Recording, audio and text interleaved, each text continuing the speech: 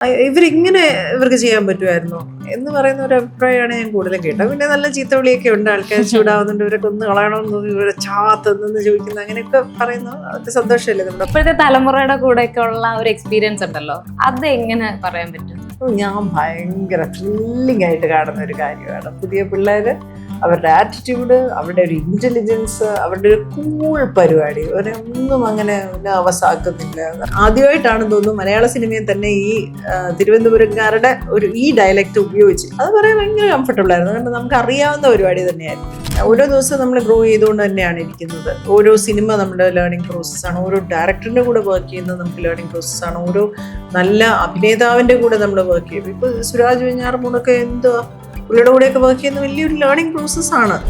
ഇപ്പോൾ നമ്മളിപ്പോൾ ഒരു ഹസ്ബൻഡും വൈഫുമായിട്ട് അഭിനയിക്കുന്നു എന്ന് വിചാരിക്കുക, എൻ്റെ മെയിൽ കൗണ്ടർ പാർട്ടായിട്ട് വരുന്ന ആൾക്ക് കിട്ടുന്ന പൈസയുടെ പകുതിയുടെ പകുതി പോലും ഒരു ഫീമെയിൽ ആർട്ടിസ്റ്റിന് തരത്തില്ല.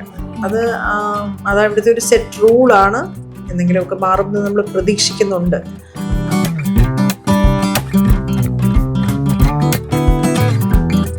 സിനിമാ ഭ്രാന്തനിൽ ഇന്ന് കൂടെ ഉള്ളത് മാലാപാർവതിയാണ്. ചേച്ചി, വെൽക്കം ടു സിനിമാ ഭ്രാന്തൻ. താങ്ക് യു ജ്യോതിഷ. ഇപ്പം മുറ വളരെ സക്സസ്ഫുൾ ആയിട്ട് തിയേറ്ററിൽ ഓടിക്കൊണ്ടിരിക്കുന്നു. ചേച്ചിയുടെ നമ്മൾ ഇതുവരെയും ഒരു ഡിഫറെന്റ് അറ്റംപ്റ്റ് ആയിരുന്നു ക്യാരക്ടറിനെ സംബന്ധിച്ചും. ചേച്ചിയുടെ ആ ഒരു ലുക്കിലാണെങ്കിലും എല്ലാം ഒരു ഡിഫറെന്റ് അറ്റംപ്റ്റ് ആയിരുന്നു. സോ ആ ഒരു ക്യാരക്ടർ, ഒരു അമ്മ വേഷങ്ങൾ ചെയ്യുമ്പോഴും ആ ഒരു നല്ല നല്ല വേഷങ്ങൾ ചെയ്യുമ്പോൾ ക്യാരക്ടറിന് കിട്ടുന്ന ഒരു അപ്രിസിയേഷനും അതിന് കിട്ടുന്ന ഒരു സ്നേഹമുണ്ട്. പക്ഷെ ഇത് ക്യാരക്ടറിനോട് പലർക്കും ഇങ്ങനെയാണ് ആ ഒരു ഗ്രേഷ്യൻ ആ ഒരു ഇതുണ്ടല്ലോ. അപ്പം എങ്ങനെയുണ്ട് ചേച്ചിയുടെ പെർഫോമൻസിന് കിട്ടുന്ന റെസ്പോൺസ് ഒക്കെ എങ്ങനെയുണ്ട്? ഞാൻ വ്യക്തിപരമായി മനസ്സിലാക്കുന്നത് ഇവരിങ്ങനെയും ചെയ്യുമോ, ഇവര് ഇങ്ങനെ ഒരു ലുക്കിൽ ഇവർ വരുമോ, ഇവർക്ക് ഇങ്ങനെ ഒരു പെർഫോമൻസ് പോസിബിൾ ആണോ എന്ന് പറയുന്ന ഒരു അഭിപ്രായമാണ് ഞാൻ കൂടുതലും കേട്ടത്. മറ്റത് എപ്പോഴും ഒരു സ്വീറ്റ് ആയിട്ടുള്ള ക്യാരക്ടർ, അല്ലെങ്കിൽ കുറച്ച് കുശുമ്പി, അല്ലെ അങ്ങനെയൊക്കെയുള്ള, ഇപ്പോൾ മാസ്റ്റർ പീസ് ലാനിമയായാലും അല്ലെങ്കിൽ ഭീഷ്മപർവ്വതത്തിലെ മോളിയൊക്കെ ആണെങ്കിലും ഒരു വേറെ തരം ഷെയ്ഡുകളാണ്. പക്ഷേ ഇതിന് ഔട്ട് ആൻഡ് ഔട്ട് മുറയിലെ രമചേച്ചിയെ പോലെ ഒരു ക്യാരക്ടർ ചെയ്യുന്ന സമയത്ത് ഇവർക്ക് ചെയ്യാൻ പറ്റുമായിരുന്നോ എന്ന് പറയുന്ന ഒരു അഭിപ്രായമാണ് ഞാൻ കൂടുതലും കേട്ടത്. പിന്നെ നല്ല ചീത്ത വിളിയൊക്കെ ഉണ്ട്, ആൾക്കാർ ചൂടാവുന്നുണ്ട്, ഇവരൊക്കെ ഒന്ന് കളയണമെന്ന് തോന്നി, ഇവരെ ചാത്തെന്ന് ചോദിക്കുന്നു, അങ്ങനെയൊക്കെ പറയുന്നു. അതൊക്കെ സന്തോഷമല്ലേ നമ്മുടെ പെർഫോമൻസ് ആൾക്കാർക്ക് ഇഷ്ടപ്പെട്ടുകൊണ്ടല്ലേ, അല്ലെ അവർക്കത് ബോധ്യപ്പെടുന്നത് കൊണ്ട്, കൺവിൻസിങ് ആവുന്നതുകൊണ്ടല്ലേ അവർക്ക് ദേഷ്യം വരുന്നത്. അപ്പോൾ അത് ഒരു ആക്ടറെ സംബന്ധിച്ച് വളരെ നമുക്ക് വളരെ ഗ്രേറ്റ്ഫുൾ ആയിട്ടുള്ള ഒരു അനുഭവമാണ്, സന്തോഷമാണ്. ഇപ്പം ആദ്യമായിട്ട് സംവിധായകൻ മുസ്തഫ വന്ന് ഈ കഥ പറയുന്നു. അപ്പം ഒരു മലയാളത്തിലൊരു ലേഡി ഗാങ്സ്റ്റർ എന്ന് പറയുന്ന ക്യാരക്ടേഴ്സ് വളരെ ഇല്ലാന്ന് തന്നെ വേണമെങ്കിൽ പറയാം. അപ്പൊ അങ്ങനത്തെ ഒരു ക്യാരക്ടർ ആദ്യമായിട്ട് ചേച്ചിയുടെ അടുത്ത് നറേറ്റ് ചെയ്തു. രമ എന്ന ക്യാരക്ടർ ഒക്കെ ഞാനാണ് ചെയ്യുന്നത്. അപ്പൊ ആ ക്യാരക്ടറിനെ അഡാപ്റ്റ് ചെയ്യാനായിട്ട് ചേച്ചിക്ക് വേണ്ടി വന്ന ആ ഒരു പ്രോസസ്സൊക്കെ എങ്ങനെയായിരുന്നു? മുസ്തഫയുടെ ഫസ്റ്റ് നറേഷനിൽ തന്നെ രമാദേവി നമ്മുടെ മനസ്സിലൂടെ അങ്ങനെ തന്നെ കയറിയായിരുന്നു. കാരണം മുസ്തഫ അത്ര ക്ലാരിറ്റിയോടെയാണ് പറഞ്ഞത്. പിന്നെ സ്ക്രിപ്റ്റും എൻ്റെ തന്നിട്ടുണ്ടായിരുന്നു. അപ്പം ഞങ്ങൾ സ്ക്രിപ്റ്റ് വെച്ചിട്ടുള്ള ഒരുപാട് സെഷൻസ് ഞാനിങ്ങനെ ആവർത്തിച്ച് അൻപോട് കൺമണി സിനിമ ചെയ്യുന്ന സമയത്തായിരുന്നു സ്ക്രിപ്റ്റ് എൻ്റെ കയ്യിൽ വന്നത്. അപ്പോൾ അതും എപ്പോഴും ആ സ്ക്രിപ്റ്റ് വായിക്കും, ജിമ്മിൽ പോവും, വർക്കൗട്ട് ചെയ്യും, കുറച്ച് കഥാപാത്രത്തിൻ്റെ നുവൻസസ് എൻ്റെ പാസ്റ്റ് എഴുതി തയ്യാറാക്കി. എൻ്റെ അധ്യാപകനുണ്ട് എന്നെ ആക്ടിങ് പഠിപ്പിച്ചു, ജ്യോതിഷമായിട്ട് സംസാരിക്കും, ഇവരുടെ അങ്ങനെയാണോ ഇങ്ങനെയാണോ അങ്ങനെയൊക്കെ ഈ ക്യാരക്ടറിനെ നല്ലപോലെ ഞാൻ മനസ്സിലാക്കിയതിന് ശേഷമാണ്. എന്നുവെച്ചാൽ അത് മുസ്തഫ നറേഷനിൽ തന്നെ അത് ഉണ്ടായിരുന്നു. പിന്നെ കണ്ണൻ ഭായി, നമ്മുടെ റൈറ്റർ, കണ്ണൻ്റെ അടുത്ത് ഇങ്ങനെ അദ്ദേഹത്തിനെ വിളിച്ചിട്ട് ഇപ്പം ഞാൻ കുറേ ഡയലോഗ്സ് കുറച്ച് മാറ്റിയിട്ടുണ്ട്, കുറച്ച് ട്വീക്ക് ചെയ്തിട്ടുണ്ട്, എഴുതിയിരുന്ന പോലെയല്ല. അപ്പം ഞാൻ ചോദിക്കും ഇത്രയും നീണ്ട ഡയലോഗിൽ അത് ഇങ്ങനെ പറഞ്ഞോട്ടെ. ഉദാഹരണത്തിന് ഞാൻ പറയാം, അവന്മാർ പിന്നെയും ജാഥയും തേങ്ങയെന്ന് പറഞ്ഞ് ഇറങ്ങുവാണ്, അങ്ങനെ എല്ലാവരും എഴുതിയിരുന്നത്. ജാഥയുമായി അങ്ങനെ വേറൊരു ലോങ് സെൻറ്റൻസ് ആയിരുന്നു. അപ്പം ഞാൻ ചുരുക്കിയിട്ട് ഇത്രയൊന്നും പറയാനുള്ള ക്ഷമ രമാദേവിക്ക് ഉണ്ടാവത്തില്ല. അപ്പം അവർ പിന്നെയും ജാഥയും തേങ്ങയെന്നും പറഞ്ഞ് ഇറങ്ങിയിട്ടുണ്ട്.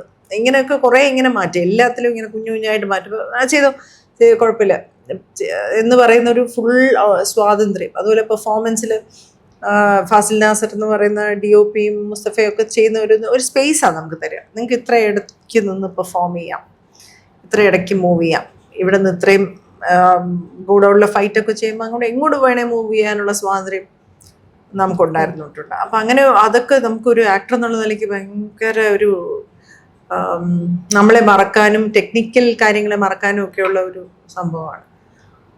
പിന്നെ അത് കഴിഞ്ഞ് പെർഫോമൻസ് ഷൂട്ടിൻ്റെ സമയത്ത് വന്നപ്പോഴത്തേക്ക് നമുക്ക് കിട്ടിയ കോസ്റ്റ്യൂം, റോണക്സിന്റെ ഡിസൈനിൽ മേക്കപ്പ്, അമല് ചെയ്ത് എല്ലാ ദിവസവും തരുമായിരുന്ന മേക്കപ്പ്, ശാലിനി എന്ന ഹെയർ, ഇത് ഇത്രയും ഭയങ്കര ഹെൽപ്ഫുൾ ആയിരുന്നു എനിക്ക്. ഓരോ ദിവസവും കോസ്റ്റ്യൂം ഇടുമ്പോൾ തന്നെ അവരുടെ ഒരു അഗ്രഷനും കാര്യങ്ങളും,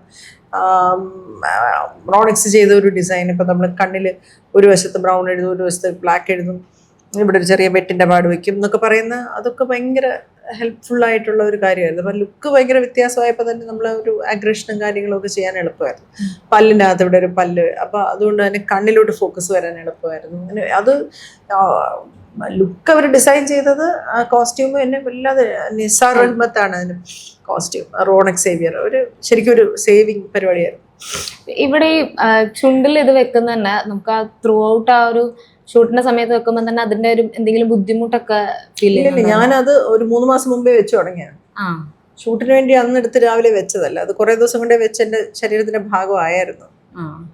ഞാൻ നേരത്തെ ചോദിക്കാനിരുന്നായിരുന്നു, ക്യാരക്ടറിന് ഡയറക്ടർ പറയുന്നതല്ലാതെ ചേച്ചിയുടെ ഭാഗത്തു നിന്നുള്ള ഒരു കോൺട്രിബ്യൂഷൻ, അതിന്റെ ആൻസർ ഇപ്പൊ പറഞ്ഞു. എങ്കിൽ പോലും ഇപ്പൊ ഡയലോഗ്സിന്റെ പറഞ്ഞു. അതുപോലെ തന്നെ ഇപ്പം ഏത് രീതിയിലാണ് പെർഫോം ചെയ്യേണ്ടതെന്ന് ഡയറക്ടറിന്റെ ഒരു പെർസ്പെക്റ്റീവ് ഉണ്ടാകും. അവിടെ ഡയറക്ടറിന്റെയും ആക്ടറിന്റെയും കൂടെ ഒരു രണ്ടുപേരുടെയും കൂടെ കോൺട്രിബ്യൂഷൻ വരുമ്പോഴുള്ള ക്യാരക്ടർ അവിടെ ഉണ്ടാവുക. അപ്പൊ ചേച്ചിയുടെ ഭാഗത്തു നിന്ന് തന്നെ അതിന് ഇപ്പൊ ഞാൻ നേരത്തെ പറഞ്ഞു ഒരു ലേഡി ഗാങ്സ്റ്റർ എന്നുള്ള ഒരു കഥാപാത്രം, അതിന് എടുത്തിരുന്ന ഒരു റെഫറൻസുകളോ അല്ലെങ്കിൽ അതിന് ആ ക്യാരക്ടറിന് വേണ്ടി നടത്തിയ ഹോംവർക്സ് ഒക്കെ ഉണ്ടാവില്ലേ? അല്ല, അതേ പറഞ്ഞത്, അത് ഈ മുൻമാതൃകകളില്ല സിനിമയിൽ. പക്ഷെ റിയൽ ലൈഫിൽ ഈ കണ്ണൻ ഭായിക്ക് എഴുതുന്ന സുരേഷ് ബാബു അദ്ദേഹത്തിനും മുസ്തഫയ്ക്ക് 2 പേർക്കും അറിയാം.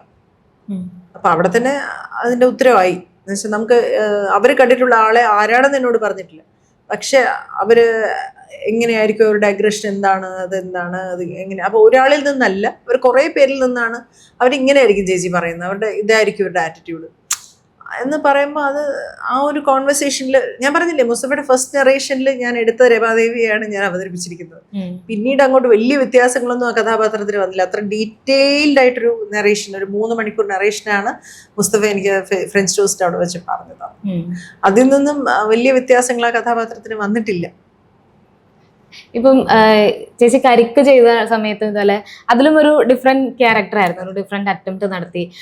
ഇപ്പം ചേച്ചിക്ക് അതൊരു പുതിയ അനുഭവമായിരുന്നു. ഒരു കരിക്ക് ടീം നമ്മൾ കുറെ വർഷങ്ങളായിട്ട് കാണുന്നു, അവരുടെ കൂടെ അസോസിയേറ്റ് ചെയ്യാനായിട്ട് പറ്റി. അപ്പം അതും മുറയിലേക്ക് വന്നപ്പം ഇവിടെ കുറച്ച് പുതിയ കുറച്ച് ആൾക്കാർ, പുതുമുഖങ്ങളായിട്ടുള്ള കുറച്ച് പേരുണ്ട്. അതിൽ ഹൃദുവാണ് കുറച്ചും കൂടെ മുൻപ് സിനിമകളിലൊക്കെ ചെയ്ത എക്സ്പീരിയൻസ് ഉള്ളത്. അപ്പൊ ഈ ന്യൂ കമ്മേഴ്സിന്റെ കൂടെ അല്ലെങ്കിൽ ഇപ്പോഴത്തെ തലമുറയുടെ കൂടെ ഒക്കെ ഉള്ള ഒരു എക്സ്പീരിയൻസ് ഉണ്ടല്ലോ, അത് എങ്ങനെ പറയാൻ പറ്റും? ഞാൻ ഭയങ്കര ത്രില്ലിംഗ് ആയിട്ട് കാണുന്ന ഒരു കാര്യമാണ് പുതിയ പിള്ളേര്, അവരുടെ ആറ്റിറ്റ്യൂഡ്, അവരുടെ ഒരു ഇന്റലിജൻസ്, അവരുടെ ഒരു കൂൾ പരിപാടി, ഒന്നും അങ്ങനെ നെർവസ് ആക്കുന്നില്ല. നമ്മുടെ അതിനകത്ത് ജോബിലൊക്കെ ഉണ്ട് സജിയുടെ ക്യാരക്ടറൊക്കെ ചെയ്ത് അവര് ഞാൻ ഡബിങ് പഠിപ്പിക്കുക, എടാ ഇങ്ങനെ നിന്നിട്ട് ഇങ്ങനെ ഡബ് ചെയ്യണോ, അല്ലെങ്കിൽ ഇത് ഇങ്ങനെയാണ് എൻ്റെ മോഡുലേഷൻ, ഇതാണ് എന്നൊക്കെ പറഞ്ഞു. ഇവയാ സൈഡിൽ നോക്കിയപ്പോ ഇവ ഉറക്കം, എടാ എഴുതേക്കടാ ഒന്ന് ചെയ്ത് നോക്കാന്ന് പറഞ്ഞപ്പോഴത്തേക്ക് അവൻ വന്ന് കൂളായിട്ട് ആദ്യത്തെ 2 എണ്ണത്തിൽ തന്നെ അവന് പിടികിട്ടി, നന്നായിട്ട് ചെയ്തു. അപ്പൊ ആ തരത്തിലിപ്പം മനാഫിന്റെ ക്യാരക്ടർ ചെയ്ത അനുജിത്തൊക്കെ ഭയങ്കര ക്യൂട്ടായിട്ടുള്ള, അവർ ഓവറായിട്ട് അവരുടെ സെന്റിമെന്റ്സ് കാണിക്കുകയോ ഒരുപാട് വർത്താനം പറയാൻ ശ്രമിക്കുകയോ ഒന്നും ചെയ്യില്ല. പക്ഷെ അവരുടെ ഉള്ളുള്ള പിള്ളേരായിരുന്നു ഭയങ്കരമായിട്ട്. അത് കരിക്കിലാണെങ്കിലും അതെ, കരിക്കിലെ പിള്ളേരെന്ന് പറഞ്ഞാൽ ഭയങ്കര ജീവനാണ്. എല്ലാ ജീവനായാലും അനുവായാലും കിരണായാലും എല്ലാവരോടും തമിഴ്നാട്ടെ ഞാൻ അവിടെ ഭയങ്കര ആ ഏരിയ എനിക്ക് ഭയങ്കര വർക്കിംഗ് ആണ്. ഞാൻ ഭയങ്കര ഹാപ്പിയാണ് പിള്ളേരോട് വർക്ക് ചെയ്യുന്നത്.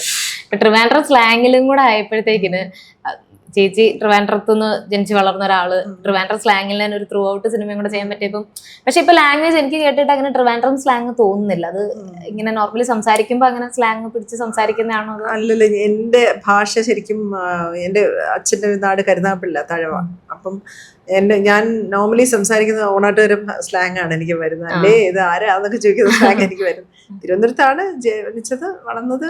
തിരുവനന്തപുരത്ത് തന്നെ റാണി എന്ന് പറഞ്ഞ സിനിമ ചെയ്യുമ്പോൾ അതിനകത്തൊരു കുലശേഖരം സ്ലാങ് ഓഫ് ഡയലക്റ്റ് ആണ്. ഈ തിരുവനന്തപുരം സ്ലാങ് എന്നൊരു സ്ലാങ് ഇല്ല, ഒരുപാട് സ്ലാങ്ങുകൾ ചേർന്നാണ് തിരുവനന്തപുരം സ്ലാങ്. ചിറയൻകീഴ്, ബാലരാമപുരം, അത് അപ്പുറത്തോട്ട് മാറിയ വേറൊരു സ്ലാങ് ആണ്.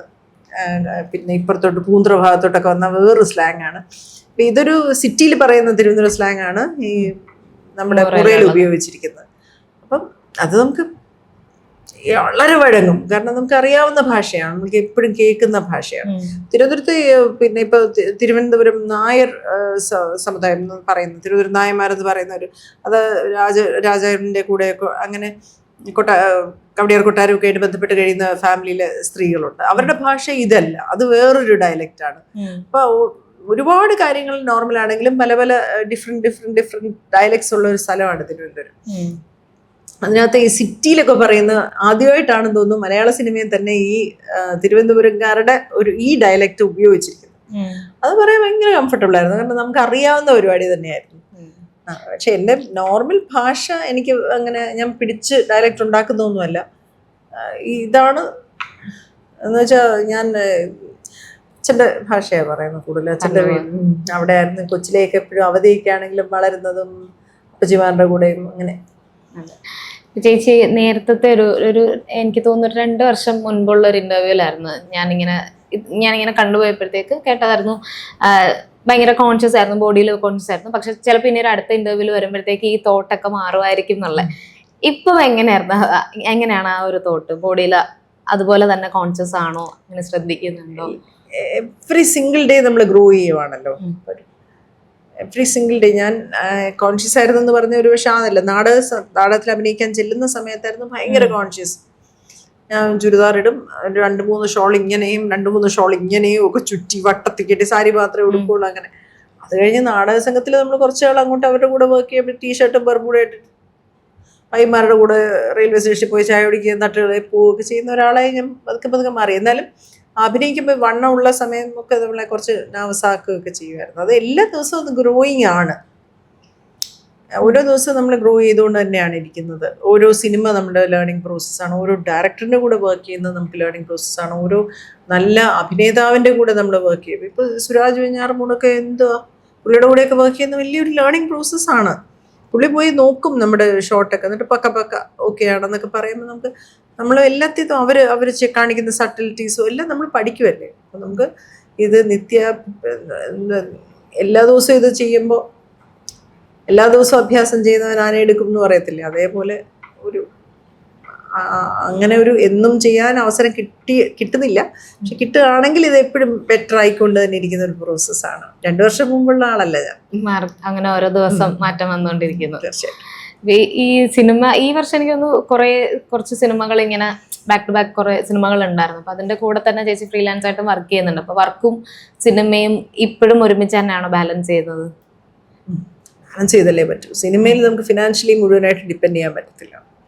ഫിനാൻഷ്യലി സിനിമ ഇപ്പോഴും അങ്ങനെ തന്നെയാണ്. ഇപ്പം നമ്മൾ ഓരോ വർഷം കഴിയുമ്പോഴും കരിയറിലും ഗ്രോത്ത് വന്നുകൊണ്ടിരിക്കുന്നുണ്ട്. ഇപ്പോഴും ചേച്ചി അങ്ങനെയാണ്? സ്ത്രീകളുടെ കാര്യത്തിൽ, ഞങ്ങളുടെയൊക്കെ കാര്യത്തിൽ പൈസയൊക്കെ ചോദിച്ചാൽ വർക്ക് വീട്ടിൽ പാടാം. അവർ പറയുന്ന ഒരു പൈസക്ക് വർക്ക് ചെയ്യുക എന്നുള്ളതാണ് ഇതിനകത്തെ ഒരു വഴി. നമ്മളെ ഒരു പണം ആവശ്യപ്പെടുന്ന ഒരു ഘട്ടം വന്നാൽ നമ്മളെ പലപ്പോഴും അയ്യോ അവർ ഭയങ്കര ഡിമാൻഡിങ് ആണ് എന്ന് പറയുന്ന ഒരു കഥ സിനിമയിൽ ഒപ്പാടെ ഓടും. എന്താണ് ആ കോൺവെർസേഷൻ എന്ന് പോലും നമുക്ക് ആരോടും പറഞ്ഞു കൊടുക്കാൻ പറ്റത്തില്ല. വലിയ കഥകളായിരിക്കും പോവുക. അപ്പം ഏതോ ഒരു പ്രാവശ്യം നമ്മളിങ്ങനെ പൈസ കൊണ്ട് അവരിപ്പോൾ ലക്ഷങ്ങളാണെന്ന് തോന്നുന്നു വാങ്ങിക്കുന്ന ഒരു ദിവസം എന്നൊക്കെ. അപ്പോൾ അയ്യോ അങ്ങനെ കഥകളൊക്കെ ഓടും. അതുകൊണ്ട് അത് പരമാവധി ഒഴിവാക്കിയിട്ട് ഈ ക്യാരക്ടർ ഇഷ്ടപ്പെട്ടത് വർക്ക് ചെയ്യുക എന്നുള്ളതാണ് ഞാനൊക്കെ നോക്കുന്ന സ്ട്രാറ്റജി. വലിയ വഴക്കിലൊന്നും പോകാറില്ല. അവർ കിട്ടുന്ന പൈസ ചെയ്യുക എന്ന് വെച്ചാൽ സിനിമ ചെയ്യണമല്ലോ. ഈ വർഷങ്ങളായിട്ട് സിനിമയിൽ സസ്റ്റെയിൻ ചെയ്യുന്ന ഒരാളാകുമ്പോൾ തന്നെ, അതായത് അങ്ങനെ വലിയ ബ്രേക്ക്, ഇപ്പൊ സിനിമ കരിയർ എടുത്ത് നോക്കിക്കഴിഞ്ഞാൽ ചേച്ചിയുടെ അങ്ങനെ ബ്രേക്ക് പറയാനായിട്ടില്ല. എല്ലാ വർഷവും സിനിമയിൽ വന്നത് തൊട്ട് ഇന്ന് വരെ ബാക്ക് ടു ബാക്ക് സിനിമകൾ ചെയ്യുന്നുണ്ട്. അപ്പം അന്നോട്ട് ഇന്ന് വരെ, അല്ലെങ്കിൽ ഇപ്പോഴത്തെ കാലത്തിൽ എല്ലാവരും പറയുന്നത് പ്രൊഡക്ഷൻ കമ്പനികൾ മാറി, പ്രൊഡ്യൂസേഴ്സിന്റെ മൈൻഡ് സെറ്റ് മാറി, അവർ പേയ്മെന്റിൽ കുറച്ചും കൂടെ ഫെയർ ആയി തുടങ്ങി. പക്ഷെ അത് എന്തൊട്ടി സസ്റ്റെയിൻ ചെയ്യുന്ന ആർട്ടിസ്റ്റുകളിൽ അത് ബാധകമല്ല എന്നാണോ? സസ്റ്റെയിൻ ഇത് ശരിക്കും ഒരു ഹീറോ ആണ്. പക്ഷെ ഒരു 70% പൈസയും ഹീറോയ്ക്കാണ് ഇൻവെസ്റ്റ് ചെയ്യുന്നത്. പിന്നെ ബാക്കിയുള്ളതെല്ലാം കൂടി പിച്ചിപ്പറിച്ച് ഈ ബാക്കി സപ്പോർട്ടിങ് ആക്ടേഴ്സിനൊക്കെ കൊടുക്കുകയാണ് ചെയ്യുന്നത്. അവിടെയും ഇപ്പോൾ നമ്മളിപ്പോൾ ഒരു ഹസ്ബൻഡും വൈഫുമായിട്ട് അഭിനയിക്കുന്നു എന്ന് വിചാരിക്കുക, എൻ്റെ മെയിൽ കൗണ്ടർ പാർട്ടായിട്ട് വരുന്ന ആൾക്ക് കിട്ടുന്ന പൈസയുടെ പകുതിയുടെ പകുതി പോലും ഒരു ഫീമെയിൽ ആർട്ടിസ്റ്റിന് തരത്തില്ല. അത് അവിടുത്തെ ഒരു സെറ്റ് റൂളാണ്.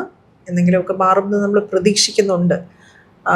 ഉർവശി ചേച്ചി തന്നെ പറയായിരുന്നു, ഈ അടുത്ത കാലത്തല്ലേ മോളെ എടി ഞാനൊക്കെ ഇപ്പോഴല്ലേ എനിക്ക് ചോദിക്കാൻ പറ്റുന്നില്ല, ചോദിച്ചാൽ അവർ തരികയില്ല. നമ്മളെക്കുറിച്ച് ഒരുപാട് കഥകൾ പറയും. അപ്പം അവരുടെ പോലെ ആൾക്കാർക്ക് പോലും ഡിമാൻഡ് ചെയ്യാൻ ഈ അടുത്തേ പറ്റുള്ളൂ എന്ന് പറയുമ്പോൾ, അത് ചേച്ചി തെന്നിന്ത്യയിലെ തന്നെ ഏറ്റവും വലിയ സ്റ്റാറാണ്. അത് തെലുങ്കിൽ, കാരണം ഏത് ഭാഷയിലാണ് ചേച്ചി കാണുന്നത് അത്രയും ഒരു എല്ലാം തികഞ്ഞ ആക്ടറിനെ കാണുന്ന ആൾ പോലും ഈ അടുത്ത കാലത്താണ് അത് ഡിമാൻഡ് ചെയ്ത് തുടങ്ങിയത് എന്ന് പറയുമ്പോൾ, നമ്മളെപ്പോലെ ഇപ്പോൾ ഒരു സ്റ്റേറ്റ് അവാർഡോ ഒരു നാഷണൽ അവാർഡോ അങ്ങനെയുള്ള അവാർഡ്സ് ഒന്നും അക്കളേറ്റ്സ് ഒന്നും കിട്ടിയിട്ടില്ലാത്ത ആള് ഇതിനൊരു മാനദണ്ഡം എന്താ പറയുക, എനിക്ക് ഇത്ര രൂപ ചോദിക്കണം അല്ലെ ചോദിക്കാം എന്ന് ഞാൻ സ്വയം പറയാൻ പറ്റത്തില്ല. കഴിഞ്ഞ പടത്തിനെക്കാട്ടി നമ്മളൊരു 10,000 രൂപ എങ്ങനെ കൂട്ടി പറഞ്ഞവർ പറയോ അയ്യോ അത്രയും ഇല്ല. അപ്പം അവർക്കറിയാം ഞങ്ങൾ കഴിഞ്ഞ പ്രാവശ്യം ഇത്രയും പൈസക്കാണ് ചെയ്യുന്നത്. അപ്പം അതിൽ തന്നെ പിടിക്കാനായിട്ട് അവർ നോക്കും. എന്നാൽ ചില പ്രൊഡക്ഷൻ കൺട്രോളേഴ്സ് നമ്മളെ ഉപദേശിക്കും, ചേച്ചി അത്രയും കുറച്ചൊന്നും ചെയ്യേണ്ട കേട്ടോ, ഇത്രയും പൈസ കിട്ടുകയാണെങ്കിൽ ചെയ്താൽ മതി, ആ പടത്തിന് തന്നെ കാര്യമുള്ളൂ എന്നൊക്കെ പറയുന്ന തരത്തിൽ അങ്ങനെ നമ്മളോട് ഉപദേശിച്ച് തരികയും ചെയ്യും. എപ്പോഴും ഒരു മോമത്തൊക്കെ മുന്നോട്ട് വെക്കാറുണ്ട് മിക്ക പ്രൊഡക്ഷൻ കൺട്രോളേഴ്സ്, നമ്മളെ സപ്പോർട്ട് ചെയ്യും. ചേച്ചി അത് അത്രയും കുറച്ച് ചെയ്യേണ്ട, അവരത് പറയും കുറച്ച് നോക്കട്ടെ എന്നൊക്കെ പറഞ്ഞ് കൺട്രോളേഴ്സ് തന്നെ ഇടപെട്ട് പൈസ കൂട്ടിത്തരാനൊക്കെ ശ്രമിക്കുന്നതും എനിക്കറിയാം. മലയാളത്തിൽ നിന്ന് മറ്റു ലാംഗ്വേജിലോട്ട് പോകുമ്പോൾ ഇതിൽ എന്തെങ്കിലും ഡിഫറൻസ് വരുന്നുണ്ടോ? ആസ് ഓഫ് നൗ ഇല്ല. എന്ന് വെച്ചാൽ ഞാൻ വർക്ക് ചെയ്യുന്നത് ബിഗ് ബഡ്ജറ്റ് സിനിമകളെ ഒരെണ്ണേ ആയിട്ടുള്ളൂ. ബാക്കിയെല്ലാം തന്നെ ചില സംവിധായകരുടെ ആദ്യത്തെ സിനിമകളിലൊക്കെയാണ് ഞാൻ വർക്ക് ചെയ്യുന്നത്. അപ്പം അവർ ഇങ്ങനെ പല സ്ഥലങ്ങളിൽ നിന്ന് അവർക്ക് ഇഷ്ടപ്പെട്ട ആക്ടേഴ്സിനെ അവർ നുള്ളിപ്പെറുക്കി കൊണ്ടുവരുവാണ് ചെയ്യുന്നത്. അപ്പോൾ അവിടെയും നമ്മൾ പൈസ കോംപ്രമൈസ് ചെയ്യേണ്ടി വരും. കാരണം ആ ഡയറക്ടർ പറയുകയോ എൻ്റെ ഫസ്റ്റ് പടമാണ്, എങ്ങനെയെങ്കിലും ഒന്ന് വർക്ക് ചെയ്യാൻ നോക്കണം, ബഡ്ജറ്റ് കുറവാണെന്ന് പറയുമ്പോൾ നമ്മൾ അങ്ങനെ കുറച്ച് അഡ്ജസ്റ്റ് ചെയ്യും. കാരണം നമ്മുടെ സമയം വരും എന്നുള്ള ഒരു തോന്നലുണ്ട്. അതിന് ബഹളം ഉണ്ടാക്കിയിട്ട് കൊണ്ടിരുന്നിട്ട് കാര്യമില്ല. നമ്മുടെ വിസിബിലിറ്റി കൂട്ടി നമ്മുടെ കഴിവിനെ പ്രദർശിപ്പിക്കാനും ആൾക്കാരുടെ അംഗീകാരം നേടുകയാണ് ഫസ്റ്റ് സ്റ്റെപ്പ്. അതെന്തെങ്കിലും ഒരു കാലത്ത് സംഭവിച്ചു കഴിയുമ്പോൾ അതിന്റെ നെക്സ്റ്റ് സ്റ്റെപ്പായിട്ടേ പോകുള്ളൂ. അതിന് എത്ര കാലം പിടിക്കും എന്നൊന്നും പറയാൻ പറ്റത്തില്ല. പക്ഷേ എളുപ്പമല്ല പരിപാടി. ഇപ്പോൾ ഒരുപാട് അമ്മ വേഷങ്ങൾ ചെയ്തിട്ടുണ്ട്. ഞാൻ ഇവിടെ എൻ്റെ അടുത്ത് ഒരാൾ ചോദിക്കാൻ പറഞ്ഞതാണ് ഇങ്ങനെ ഒരു ക്വസ്റ്റ്യൻ. കുറെ അമ്മ വേഷങ്ങൾ ചെയ്തു. അപ്പൊ ആദ്യ കാലത്ത് കുറെ സിനിമകളിൽ ചേച്ചി എല്ലാത്തിലും ഫുഡ് വിളമ്പുന്ന ഒരു ഇതുണ്ടായിരുന്നു. അവിടുന്ന് മാറ്റം വന്നിട്ടാണ് ഇപ്പൊ ഈ ഒരു ഗ്രേ ഷെയ്ഡ്. പക്ഷേ ഈ ഫുഡ് വിളമ്പുന്ന ഒരു ഇപ്പം ചില ഇതുണ്ടല്ലോ, നമ്മൾ കണ്ടിന്യൂസ് ആയിട്ട് ഒരേ വേഷങ്ങൾ, അത് തുടക്കത്തിന്റെ ആയിരിക്കാം, അല്ലെങ്കിൽ ആ സമയത്ത് കിട്ടുന്ന ക്യാരക്ടേഴ്സിന്റെ ആയിരിക്കാം, അങ്ങനെ ചെയ്യുന്നതിൽ ഒരു മടുപ്പ് തോന്നിട്ടുണ്ടായിരുന്നു? ഞാനത് ചില ഇന്റർവ്യൂവിൽ പറഞ്ഞിട്ടുള്ള കാര്യം, ചോറ് വിളമ്പുന്നതൊക്കെ എല്ലാ ക്യാരക്ടേഴ്സും ചെയ്യേണ്ട ഒരു കാര്യം. അതല്ല, പൊതുവേ നമ്മൾ പിന്നെ ചായ കൊണ്ട് കൊടുക്കുന്ന ആളായിട്ടും എല്ലാ കൂട്ടുകാരും വരുമ്പോൾ ചായ കൊണ്ട് കൊടുത്തിട്ട് ഒരു ഡയലോഗ് പറഞ്ഞിട്ട്, എടാ മോനെ നീ എവിടാ പോകുന്നത്, നേരത്തെ വീട്ടിൽ വരണേ എന്ന് പറയുന്ന ഒരു അമ്മയായിട്ടാണ് പലപ്പോഴും നമ്മളെ കാസ്റ്റ് ചെയ്യുക. ഒരു ആ കഥാപാത്രം അത്രയും ഡിമാൻഡ് ചെയ്യുന്നുള്ളൂ. അതുകൊണ്ട് അപ്പം എനിക്കത് ചിലപ്പം മടുപ്പാണ്. എന്ന് വെച്ചാൽ അങ്ങനെ എല്ലാം അങ്ങനെ ഒരു എന്തെങ്കിലും കൂടെ ഒക്കെ വേണ്ടേ ഒരു കഥാപാത്രം ചെയ്യാനായിട്ട് തോന്നുന്നു. പക്ഷെ അങ്ങനെയൊക്കെയുള്ള ചേഞ്ചൊക്കെ എനിക്ക് ഇഷ്ടംപോലെ വന്നിട്ടുണ്ട്. ഇപ്പം ഫോർ എക്സാമ്പിൾ ഞാൻ ലീലയിലെ ക്യാരക്ടർ ചെയ്യുന്ന പത്നി എന്ന് പറഞ്ഞ ടീച്ചർ, രസമുള്ള ഒരു ക്യാരക്ടറായിരുന്നു എൻ്റെ കഥാപാത്രം. ഗ്രേസ്വില്ല് വന്നതിന് ശേഷം ഒത്തിരി മാറ്റം വന്നു. ശരിക്കും ഒരു ഷോർട്ട് ഫിലിമാണ് എനിക്കൊരു ബ്രേക്ക് തന്നത്. ഗോതയിലെ ടീച്ചർ ചായ ഒന്നും കൊടുക്കൂല, വീട്ടിൽ അവിടെ ഭക്ഷണം കഴിക്കണമെന്ന് പറയുന്നത് വേറെ തരത്തില്. ഞാൻ ഭയങ്കര ലക്കിയാണ് ജ്യോതിഷാത്തരത്തില്. ഒരുപാട് നല്ല ക്യാരക്ടേഴ്സ് ഞാൻ ചെയ്തിട്ടുണ്ട്. എന്ത് രസമുള്ള കഥാപാത്രങ്ങൾ ചെയ്തിട്ടുണ്ട്. ആൻഡ്രോയിഡ് കുഞ്ഞപ്പന്റെ കഥാപാത്രം, കൂടെ ലില്ലി,